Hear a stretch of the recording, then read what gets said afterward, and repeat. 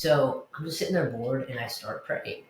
And I thanked God for the job that He had provided, that I wouldn't have had before without. Uh, and after I said that, I waited 10, 15 minutes, and I was like, okay, I'm still bored. Like, I guess I'll pray again. And I started praying and said thank you for my family, because I had reconnected with them. And we were actually like, me and my fiance were hanging out with my younger siblings that I hadn't seen in a couple of years. And we were taking my sister's eighth grade pictures and like different things like that. So it was just, anyway, so I thanked God for my family. And then I asked a question, and I said, how did it go from them not wanting me to see my siblings, them not understanding anything, them not wanting me to look like a boy, or always commenting on my hair, or always commenting on my clothes, to now they're inviting me and my fiance into their home and just being normal, Like, how'd this happen? And I swear to you, it's like I heard the voice of God say, and I was not high, by the way. I was not smoking. I was just in the pot house. Okay, I was not high. I swear, it's like I heard the voice of God say, I have the spirit of love, or I gave them the spirit of love. And I have that same spirit of love for you if you would quit running from it. Wow. And I don't know what it was in that moment, other than like some sort of divine intervention, but I knew that I needed to detransition. And again, not because I felt hate and condemnation and like I was going to go to hell if I didn't change, but because I felt embraced by so much love that just loved me and wanted me. And I wasn't, my family hadn't brought up God. They weren't trying to push it down my throat. Like, it was just, anyways. So I had this experience, and I told my friend that I was working with about it. And we sat in his truck and cried together for like an hour. And I went home, and I felt like God had better plans for me and for my fiance at the time. And so I felt like I needed to break the engagement off as well. And so I waited a week from the day that happened to say anything to her.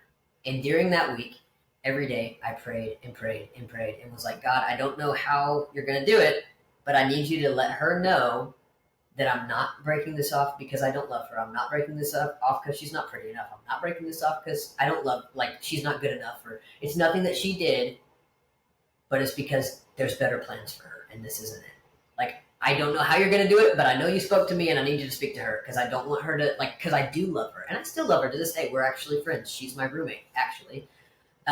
So it's, anyway, so then we got down to the week after, and I told her, I was like, hey, I had this experience, and I feel like I need to detransition, and I also feel like God has better plans for both of us.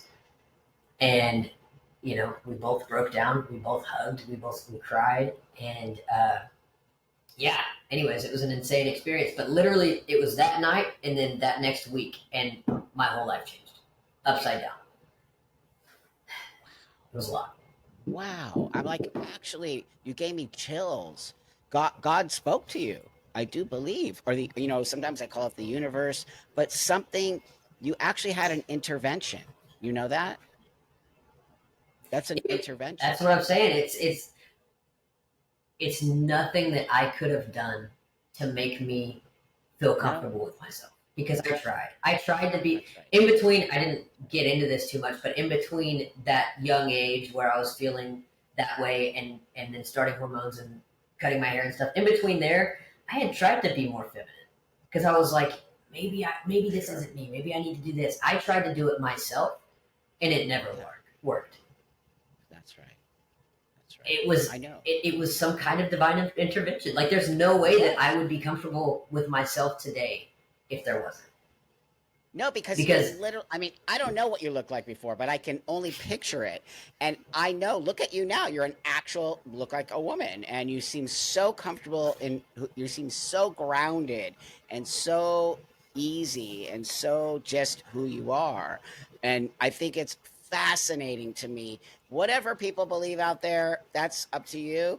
But it, to me, something magical happened to you, which is so incredibly profound. And I just want to say again, Maddie, thank you for sharing this, because I think it's a vulnerable space you were in to share. It's a vulnerable story, and many people will be like, "Oh, that's BS. That didn't happen." And I'm Yeah. gonna say to you who say that, it did happen because it's her story and it happened to her. So whatever you all want to believe out there, you do, and that's the magic. That's magical. It's a magical thing that just happened to you.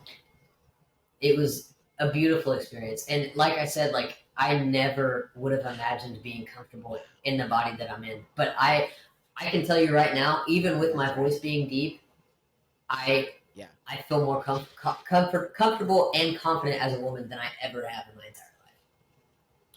The voice means nothing. I just want you to know that. I know that for some reason you're connected to your voice, but my voice is horrible. I have what I like to call a Mickey Mouse voice. And mine never went deep. It went to this weird like puberty. I'm 62 and I sound like a 16-year-old. So I understand that you just sort of have to get peace with it. You have to just have peace with it because if not, it's just gonna Yeah, bug you for the rest of your life. So you have a deeper voice than right. me, but it sounds so good. I think it sounds really great, Thank you. and it does. I don't think it takes away from you in any way, shape, or form. There's a lot of women who have deep voices, by the way. I think you know that, right? That's true. But it's That's just true. it doesn't seem That weird. It doesn't seem weird. I appreciate. I honestly do think that my voice now suits me a little bit better because beforehand I had a higher pitched voice, but I used the lower tone all the time because I didn't want to have a higher pitched voice, so it just Uh, sounded kind of weird. right. Yeah, but anyways, so like, yeah, I don't know. Like now I do get called a man on the phone all the time at work. Like every day when I answer the phone, they're like, hello, sir." And my boss and my I get coworkers, they called a lady. crack. Oh It's yeah, funny yeah. because I It's get called. Some people will call me Miss Angel. Miss Angel. I'm like, no, I'm a dude.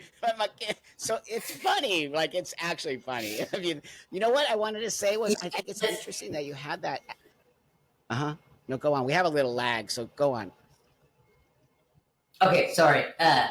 Yeah, I don't ever correct anybody when they call me a guy on the phone, like because I just don't care. Like I said before, but yeah. Anyways, continue. Oh no, I was gonna say that I think it's fascinating because I'm very pro cannabis.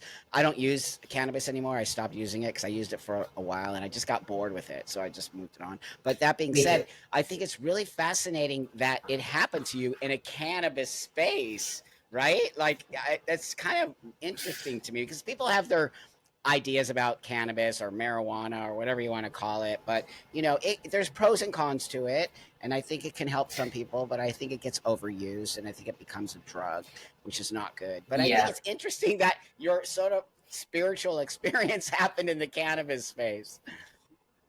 Also, on that note, because after that happened, I'm like, I still we cried in the car or whatever, and then we had to come back and start working again, and it was just crazy because I had this like picture of what was happening to me is what I was Yeah. doing to these plants. Like, okay, so the reason you pick water leaves off of marijuana plants is because everything that this plant needs is in this grow house. If it was out in the wild, it would have to have these water leaves to protect it from the sun so that the sun wouldn't burn out the bud, which is like the actual marijuana, right? Well, in this grow house, it doesn't have to worry about that, but the plant doesn't know that. So you have to go in and you have to pluck these things away from the plant in order for that bud to grow and flourish. And I was like, in my head, I was like, wow, that is insane because I feel like things are being plucked from my life right now so that I can grow and flourish and be that person that I was created to be that I've been running from for so long.